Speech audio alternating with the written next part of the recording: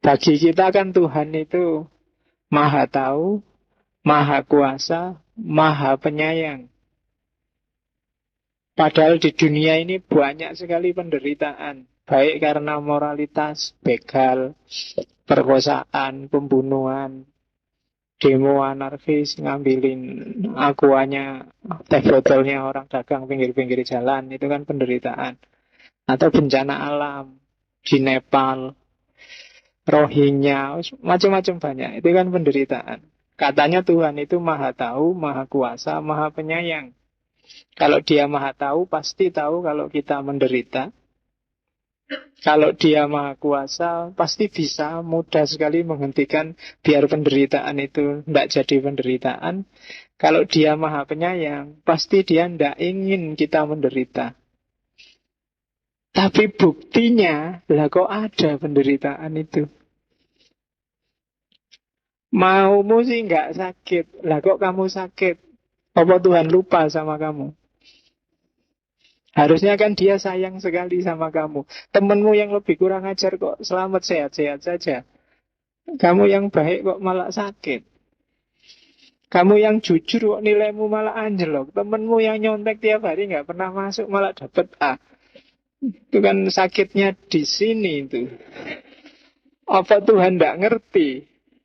Apa cuek? Kok tega sekali Tuhan sama dirimu? Katanya dia penyayang. Dan itu kan kontradiksi sama sifatnya. Apa Tuhan nggak tahu ya? Lu katanya dia maha tahu. Apa Tuhan nggak bisa bikin saya bahagia terus lulus kumlot? Yo terlalu bisa, wong dia maha kuasa. Apa Tuhan nggak sayang aku ya? Nggak mungkin dia maha penyayang kok. Tapi buktinya aku kok sakit kayak gini. Itu problem kejahatan, problem teodisi. Apa salahnya orang-orang Nepal itu? Dia orang baik-baik, tidak terlibat perang, hidupnya di puncak gunung, tidak ikut ISIS, tidak ikut politik neko-neko. Tiba-tiba kena gempa bumi, gunungnya runtuh, mereka tewas semua. Itu kalau mereka boleh protes, salahku apa? Mbok sana daerah-daerah Suriah, apa daerah-daerah Irak sana yang dikasih gempa yang dahsyat, kok malah sini tidak terduga-duga. Itu problem penderitaan. Nah itu kalau bagi orang-orang kemarin, agnostik ateis, itu kesimpulannya simpel. Yo, berarti Tuhan tidak ada. Atau kalau memang Tuhan dianggap masih ada, dia tidak punya sifat-sifat itu. Tapi kalau tidak punya sifat-sifat itu, yo apa yo layak kita sebut Tuhan. Masa Tuhan tidak maha kuasa? Tuh, jangan-jangan sama aja kayak kita. Masa Tuhan nggak maha tahu? Masa Tuhan nggak maha penyayang? Ya berarti dia bukan Tuhan. Itu kan problem logik yang luar biasa. Itulah nanti yang disebut teodisi. Berhadapan dengan problem of evil. Inspirasinya dari filosof Helenisme yang namanya Epikuros. Katanya Epikuros, ini sebuah kalimat yang sangat terkenal di dunia teodisi. Is God willing to prevent evil but not able when he is not omnipotent? Is he able but not willing when he is malevolent? Is he both able and willing when come evil? Is he neither able nor willing? Then why call him God? Katanya Epikuros, apakah Tuhan itu pengen mencegah biar nggak ada kejahatan, nggak ada penderitaan di dunia ini, tapi dia nggak bisa? Oh, berarti dia nggak maha kuasa. Ataukah is he able but not willing? Ataukah dia bisa tapi nggak mau? Nah, berarti dia nggak maha baik. Tuhan itu kan harus maha baik. Ataukah dia mampu dan mau, tapi kok masih banyak penderitaan, masih banyak kejahatan di dunia ini? Ataukah dia tidak mampu dan tidak mau? Lah ngapain terus kita jadikan dia Tuhan? Apa ini pertanyaannya? Ya kan?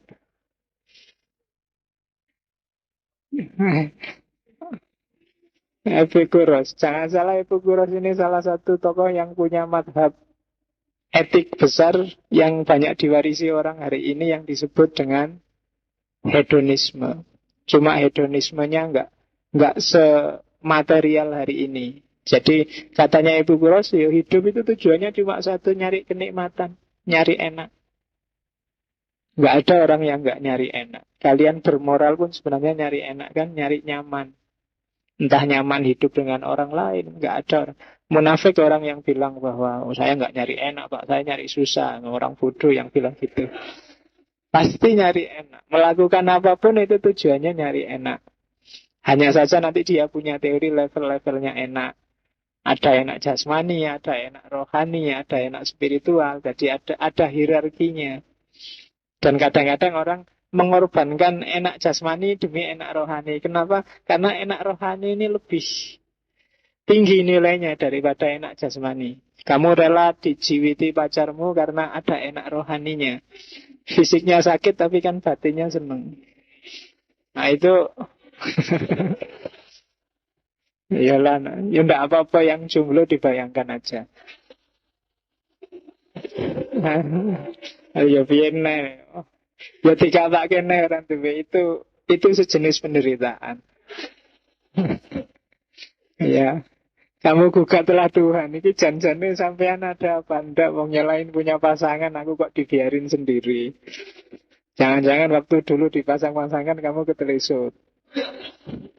Berarti Tuhan nggak maha tahu berarti. Kalau sudah gitu di dunia ini mumpung sendirian, kok yo cariin pasangan. Kalau nggak bisa berarti Tuhan nggak maha kuasa. Kalau nggak bisa dua-duanya, lah ngapain tak jadiin Tuhan? Ganti aja yang bisa. Nah, itu protesnya Epikuros. Dan ini sebenarnya nanti yang dijadikan inspirasi oleh para filosof abad tengah untuk menggagas teodisinya. Saya mungkin masih belum masuk ke Islam ya. Di Islam juga banyak yang bahas ini. Perdebatan paling dahsyat kan antara Mu'tazilah dan Asy'ariyah. Ini kan nanti ada hubung. Kalau Asy'ariyah jawabannya simpel, suka-suka Tuhan dong. Tuhan kan mau ngapain aja, emangnya kita bisa komplain. Itu kalau Asy'ariyah. Kalau Mu'tazilah ya jangan, enggak lah. Tuhan itu mesti adil, tenang aja. Kelihatannya aja nggak adil, kelihatannya aja agak kejam-kejam dikit, tapi sebenarnya enggak. Kita aja yang nggak paham. Tuhan pasti adil dan Tuhan. Nah, itu jawabannya Mu'tazilah. Agak apologis, tapi sebenarnya dua-duanya pengen tauhid. Cuma pada saatnya kalau kita kembali ke timur, ketemu ke Islam, kita akan ketemu dengan teologi filosofis di Islam. Philosophy of Kalam. Nanti ada babnya sendiri. Hari ini kita lihat yang umum dulu di barat. Sekarang masuk ke Irenaeus. Oke, Irenaeus, ya wes, kalau gitu berarti Tuhan punya andil lah untuk berbuat jahat. Tapi jangan kesusu dulu bilang bahwa Tuhan itu jahat. Jadi gini loh katanya Irenaeus. Alam semesta ini, Tuhan itu sebenarnya ingin menciptakan manusia dan alam ini sempurna. Cuma ya ndak langsung tiba-tiba ujuk-ujuk manusia lahir terus ting jadi manusia sempurna yang lengkap, yang moralnya tinggi. Ndak. Harus melalui proses. Nah, dalam proses untuk menjadi sempurna inilah kadang-kadang harus melewati sakit demi sakit, melewati bencana demi bencana, melewati ujian demi ujian, sampai nanti dia sempurna. Jadi rahasianya di situ katanya Irenaeus. Ya memang Tuhan yang menciptakan kejahatan, tapi rahasianya apa? Bikin kita sempurna. Bikin kita semakin teruji, bikin kita jadi manusia insan kamil karena sudah diuji, sudah. Nah, itu argumennya Irenaeus. Teodisinya. Jadi ciptaan sempurna yang belum sempurna. Kayak kamu ini loh kan. Sebenarnya kamu manusia yang sempurna, sudah dewasa. Cuma kan belum jadi sempurna. Perlu melalui beberapa aspek kehidupan lagi. Kalau orang Jawa sampai dadi wong, Bagi orang Jawa kamu belum jadi wong. Belum punya keluarga, belum punya penghasilan mapan, belum jadi wong. Kalau di agama jadi manusia sempurna, kayak di Ibnu Arabi ada insan kamil. Tapi untuk menuju ke sana, banyak hal yang harus kamu lalui. Termasuk penderitaan-penderitaan. Itu argumen pertama. Argumen kedua, katanya Irenaeus, yo free will tadi. Tuhan memang harus mendesain alam semesta itu bisa untuk ajang berbuat baik, bisa untuk ajang berbuat jahat. Kenapa? Karena manusia juga dikasih kebebasan untuk milih berbuat baik dan berbuat jahat. Alam semesta didesain untuk memungkinkan orang bisa maling karena manusia juga dikasih potensi bisa maling. Entah dia pakai apa enggak. Maksudnya itu. Jadi Allah itu hanya ngasih potensi-potensi baik pada manusia maupun pada alam semesta. Tujuannya pada manusia. Gunung itu dikasih potensi bisa longsor. Laut dikasih potensi bisa tsunami. Kemudian apa lagi? Sungai dikasih potensi bisa banjir. Dan manusia dikasih potensi bisa baik, bisa jahat, tergantung mana yang dia pilih. Ketika manusia berhadapan dengan sungai, dia bisa memelihara sungai atau merusak sungai. Kalau dia merusak sungai, maka potensi banjirnya sungai akan muncul. Kalau dia memelihara, ya tidak muncul.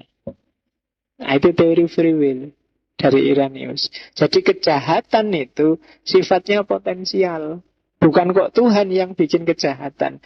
Manusialah yang mengaktualkan kejahatan itu dari cuma potensi terus jadi beneran. Kayak kamu dikasih punya potensi bisa sakit flu. Karena manusia punya bakat untuk flu. Tapi yang mengaktualkan kamu flu beneran ya dirimu. Gaya hidupmu, cara makanmu. Nah itu argumen free will. Jadi kuncinya ada pada manusia. Nah sekarang ayo dibantah lagi. Evil, kejahatan ada dua jenis. Ini umum di mana-mana disebut ada malum morale dan malum fisikum. Yang satu keburukan moral, misalnya, ya keburukan moral itu bisa pada orangnya, bisa pada perbuatannya. Pada orangnya berarti orangnya yang memang mau melakukan perbuatan jahat, ada yang pada perbuatannya. Meskipun orangnya nggak mau kalau melakukan itu jadi jahat. Ya kan? Kadang-kadang perbuatan itu baik tapi di luar konteks, tidak pada tempatnya, ya dia jadi jahat. Itu orangnya. Ngiris misalnya, kamu ngiris buah itu kebaikan. Aktivitas ngiris itu kan netral. Tapi kalau kamu ngiris telinganya temanmu itu kejahatan. Itu kan berarti tidak pada perbuatannya, tapi pada orangnya. Orang yang mau melakukan itu. Dan juga tergantung konteksnya. Jadi mukul sama mukul itu ya bisa konteksnya beda-beda. Kalau Pac-Man kemarin tinju itu kan mukul, tapi kan nggak ditangkap polisi karena bukan kejahatan. Itu tinju pertunjukan dianggap olahraga. Tapi kalau kamu mukuli temenmu yang nggak ngerti apa-apa, tiba-tiba kamu tinjui, loh kamu bisa penganiayaan. Itu orangnya. Tapi ada juga mungkin orangnya nggak mau, tapi perbuatan itu pada dirinya sendiri jahat. Misalnya kejam, males, nggak adil. Itu kamu nggak bisa alasan. Saya nggak pingin kok Pak, nggak males itu Pak. Cuma yo berangkat telat, terusan aja podo wae. Bangun telat, sholat telat, pokoknya apa aja telat. Itu namanya males. Kamu mau nggak mau, karena kamu melakukan perbuatan itu, berarti itu jahat. Kejam misalnya. Orang melakukan perbuatan kejam, dia niat apa nggak niat, tetap perbuatannya jahat. Konteksnya diganti-ganti pun tetap jahat kalau kejam. Tidak adil juga begitu. Dalam konteks apapun, kalau kamu nggak adil, ya nggak boleh. Nah itu pada dirinya sendiri jahat. Ada yang seolah-olah jahat, tapi konteksnya ganti bisa nggak jahat. Kadang-kadang bohong. Itu kontekstual. Ada di level tertentu harus bohong untuk tidak menyakiti orang lain. Jadi dia tidak jelek dalam dirinya sendiri, tapi nunggu. Tapi kalau kejam itu konteksnya diganti-ganti pun tetap kamu jangan kejam. Nah itu pada perbuatannya, pada orangnya. Ada keburukan fisik, bencana, kerusakan. Kalau ini di luar kontrolnya manusia, meskipun manusia bisa mempengaruhi lahirnya. Itu biasanya keburukan fisik. Kalau fisik kan kamu tidak ikut kontrol. Kulitmu hitam misalnya itu bukan bencana. Itu sudah takdirnya dari sana. Kamu nggak perlu jungkir balik merasa itu kejahatan. Iya, jadi itu biasa sudah memang kulit hitam. Pak, rambutku kok keriting, Pak. Saya pinginnya lurus. Kok bisa gini? Allah ini tega sekali. Nah, enggak harus begitu. Jadi itu tidak dalam kontrolmu, maka tidak salah.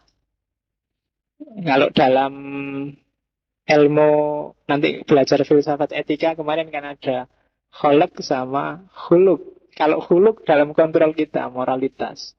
Tapi kalau kholak itu ciptaan dari Allah. Orang tidak bisa disalahkan urusan kholak. Tapi kalau urusan huluk, orang bisa disalah-salahkan. Moralitas jelek, salahmu. Tapi kalau wajahmu jelek, bukan salahmu. Tidak apa-apa, kamu nggak perlu minder, nggak perlu merasa bersalah. Mohon maaf Pak, hidung saya pesek Pak. Tidak apa-apa. Bukan salahmu hidungmu pesek. Nasibmu tapi. Loh iya kan. Loh, ya bukan salahmu, jadi kamu nggak perlu merasa bersalah. Tidak apa-apa. Cuma ya nasibmu diterima aja.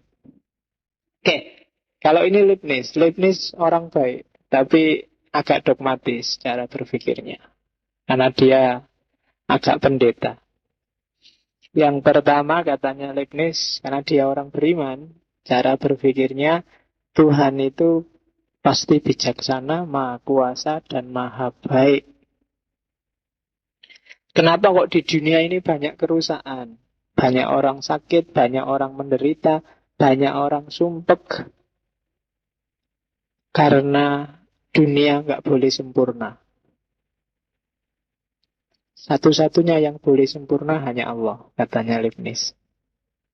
Kalau hidupmu sempurna, enak, terus nyaman, terus itu bukan dunia, sudah ganti alam, sudah di surga.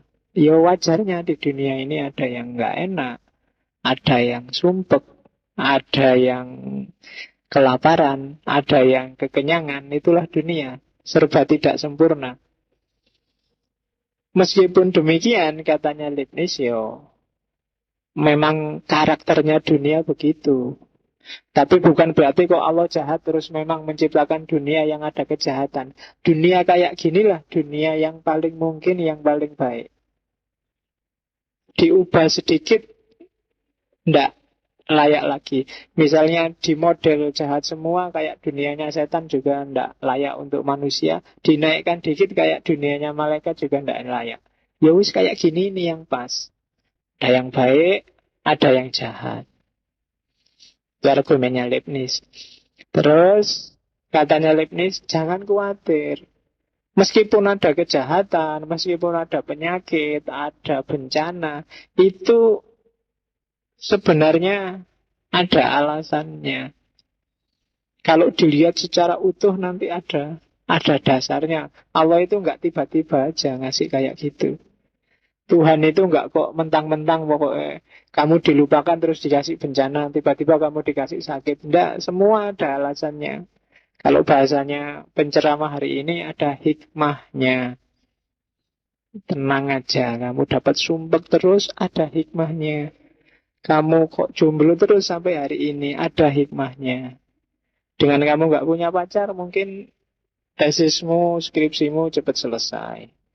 Kok nggak punya pacar, tesisnya nggak selesai, ya mungkin ibadahmu bisa semakin Kusuk semakin panjang. Kok enggak juga? Ya mungkin hikmahnya ambillah pelajaran, besok nasihati anakmu biar enggak kayak kamu. Loh, lah kayak loh itu kan hikmah juga. Lumayan kan kamu dapat pelajaran, besok nasihatnya le, sesuk ojo kaya bapak, kan gitu. Loh itu ilmu juga kan itu. Jadi ada orang kayak aku ini ya, sok dinasehati anaknya kan gitu. Itu juga jenis hikmah. Jadi kayak gitu. Makanya katanya Leibniz, loh kalau kita ngerti alasannya Tuhan dengan ngasih yang jahat-jahat, yang jelek-jelek, oh kita akan ngerti bahwa semuanya ternyata baik, tidak ada kejelekan itu. Sakit itu baik, bencana itu baik. Siapa menjamin hidup di sini lebih baik daripada hidup setelah mati, kan nggak ada yang jamin, katanya Leibniz. Jadi jangan divonis dulu bahwa Tuhan jahat. Wong kita nggak ngerti alasannya. Nah itu argumennya Leibniz. Nanti bantahannya banyak di belakang, tapi kita pahami ini dulu. Jadi kalau di Leibniz pointersnya ada tiga. Yang pertama, dunia ini memang tidak sempurna, biar nggak menyaingi Tuhan. Harus ada kurangnya, ada jeleknya. Yang kedua, yang kita anggap kejahatan itu belum pasti kejahatan, pasti ada alasannya. Kalau kita ngerti alasannya, ngerti hikmahnya semua, maka tidak ada barang jelek di dunia ini. Semuanya baik, semuanya bisa diambil hikmahnya.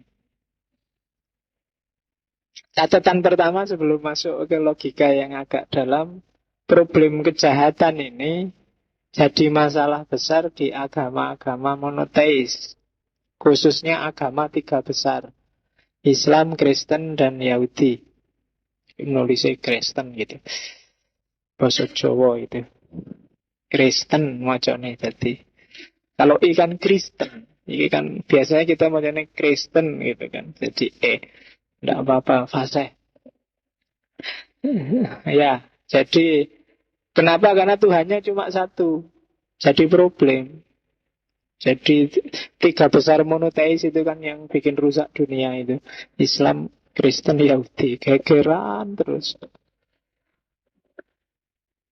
Kalau yang tidak monoteis, yang dualis kayak agama Zoroaster atau yang politeis kayak Hindu kemarin yang banyak dewanya, lebih simpel. Kalau Zoroaster itu ya kalau tanya, ini Tuhan penyiksa, banyak penderitaan. Oh itu Tuhan yang satunya. Jadi Tuhan ada dua, satu ngurusi yang bagus-bagus, yang enak-enak, yang lancar-lancar. Ah ini Tuhan bagian yang jelek-jelek. Jadi bagi-bagi tugas. Jangan salahkan Tuhan yang ini. Ini sudah ada pembagian tugasnya. Jadi enak. Politeis apa lagi? Di setiap hal ada dewanya. Ada lebih simpel. Jawabannya lebih enak. Oh itu dewa ini yang salah. Oh itu dewa ini yang salah. Kalau kamu marah ganti aja nyembah yang ini. Ada gantinya. Nah, kalau Zoroaster juga gitu. Meskipun di Zoroaster nanti akhir zaman kan ada Ahura Mazda sama Ahriman itu kan. Ahriman yang dewa Tuhan jahat, Ahura Mazda yang bagus. Nanti Ahriman akhirnya kalah. Tapi dua-duanya entitas ketuhanan, kedewaan. Jadi enak. Aduh aku kok sakit-sakitan ya. Ah ini kerjaannya Ahriman. Wah aku hidupku kok bahagia. Wah ini Ahura Mazda sayang padaku. Punya dua enak. Kalau kamu kan susah. Tuhannya cuma satu. Jadi waktu seneng-seneng Alhamdulillah. Waktu sumpek Alhamdulillah. Tuhannya sama. Ini ngasih aku seneng, ngasih aku susah. Kan kamu bingung. Nah itu problemnya monoteis. Problem kedua monoteis itu Tuhannya biasanya pencemburu luar biasa. Jadi ya nggak mau dimadu sama sekali. Dosa apapun boleh kecuali dimadu. Jadi bagi yang nggak mau dimadu, argumennya gampang. Saya manut Allah. Allah itu nggak mau sama sekali. Kamu boleh dosa kayak apa aja kan masih diampuni kecuali dimadu. Di Yahudi, di Kristen juga begitu. Jadi Tuhannya sangat pencemburu. kurang pluralis dikit. Iya. Oke, lo itu kritiknya orang Barat itu biasanya Tuhannya orang monoteis. Dan terbukti kan akhirnya cara mikirnya tiga agama ini kan yang paling sering benturan. Agak susah berpikir cair karena salah menafsirkan itu tadi. Tapi yang jelas problem kejahatan problem di kita karena kita termasuk anggota salah satu dari tiga besar ini. Ya saya tidak tahu juaranya sekarang yang mana tiga besar ini. Ya kan, lo itu ganti-ganti kalau dalam peradaban itu kan. Hari ini mau anggap kalau dari segi jumlah menang Kristen. Tapi dari segi menguasai peradaban implisit menang Yahudi sebenarnya bagi kamu. Tapi dari segi menonjol populer itu Islam. Tiap hari jadi berita. Oh itu kan lumayan terkenal populer. Agama paling populer di dunia karena tidak ada TV yang nggak ngomong tentang Islam. Terpaksa ngomong setiap minggu. Entah itu ISIS yang bantai orang, entah itu selalu jadi berita. Jadi pertandingan nanti juaranya siapa tidak tahu kita.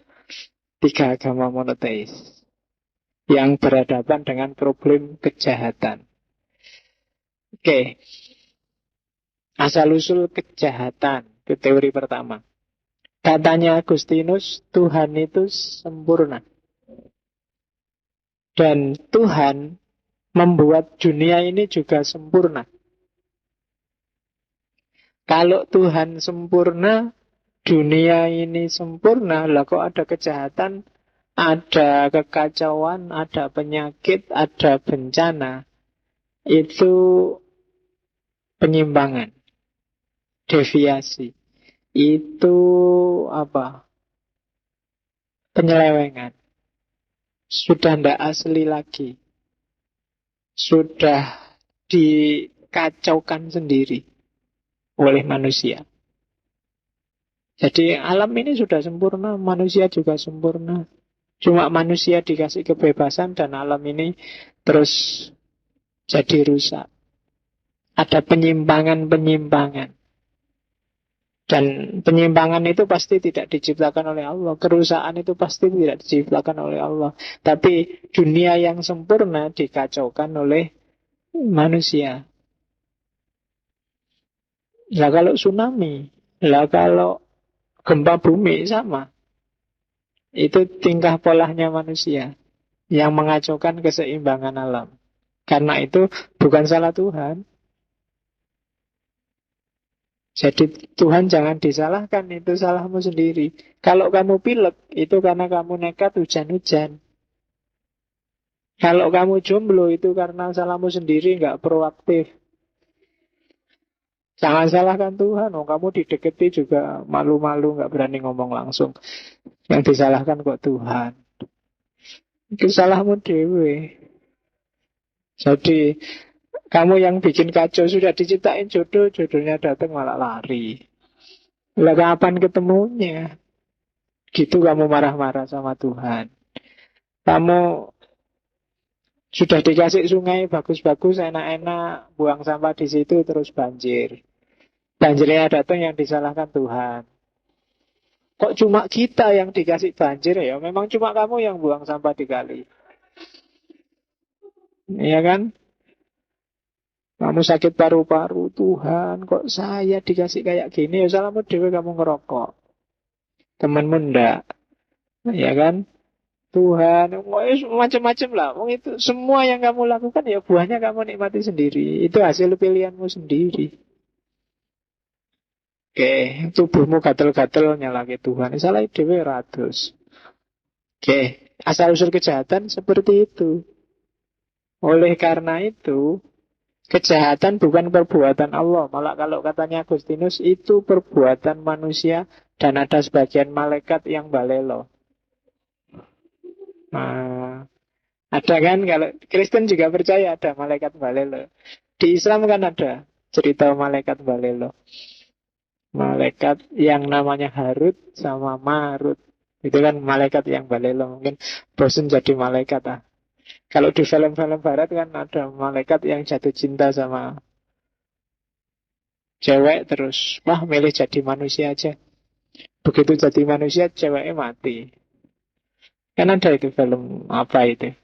Nah, itu kejahatan. Yang mungkin melakukan kejahatan jadi bukan Allah. Jadi Allah nggak ikut-ikut. Dan dunia ini memang sangat mungkin lahir kejahatan. Kenapa? Karena Allah ngasih sunatullah dan ngasih manusia kebebasan. Dan pilihan terserah manusia. Kalau Allah, dia sempurna, nggak mungkin berubah. Kalau makhluk, termasuk manusia, dia bisa berubah dan bisa salah. Itulah sumbernya kesalahan. Itu kemungkinan kejahatan. Teori kedua, Agustinus. Teori ketiga, nah ini. Loh, kalau gempa, Pak, gimana manusia bikin gempa, Pak? Loh, kadang-kadang ada yang memang model gempa, model tiba-tiba gunung meletus, itu kadang-kadang Allah memang sengaja bikin itu untuk menghukum. Sudah capek lihat gayamu yang kayak gitu, terus sudahlah dikasih gunung meletus, sudahlah dikasih gempa. Kadang-kadang Allah intervensi seperti itu. Karena pokalnya manusia sendiri. Jadi ada hukuman-hukuman tertentu untuk kejahatan. Jadi yang jelek-jelek itu dari manusia, Allah tidak ikut-ikut, tapi kadang-kadang Allah ikut untuk menghukum. Karena saking parahnya. Kayak umat nabi-nabi zaman dulu itu kan ada yang dihancurkan langsung, ada yang karena memang parah. Hanya ya katanya umat nabi kita yang enggak, umatnya Nabi Muhammad yang Allah menyabar-nyabarkan diri sampai akhir zaman. Ya kan? Enggak dihancurkan langsung. Yo karena saking sayangnya pada Nabi Muhammad. Makanya kita enggak dihancurkan langsung, tapi mungkin Allah sudah kuat lihat kita tiap hari itu, nomor siji gitu mau dihancurkan Indonesia gitu. Nyebeli semua. Kalau lihat berita mungkin Allah sudah mules perutnya pengen mukulin. Nah itu hukuman untuk kejahatan. Jadi itu teodisinya Agustinus. Katanya David Hume, ya memang kontras antara problem kejahatan dengan sifat-sifat Tuhan yang maha penyayang, maha kuasa, maha tahu. Alternatifnya, kita buang sifat-sifat Tuhan itu atau kita nggak mengakui Tuhan. Itu aja. Tapi akhirnya sama. Kalau kita buang sifat-sifat itu, berarti tidak layak dia jadi Tuhan. Ujungnya sama, berarti Tuhan itu tidak ada. Itu David Hume. David Hume ini terkenal nanti dengan teologi natural. Dia merumuskan konsep-konsep teologi yang berdasarkan akal murni.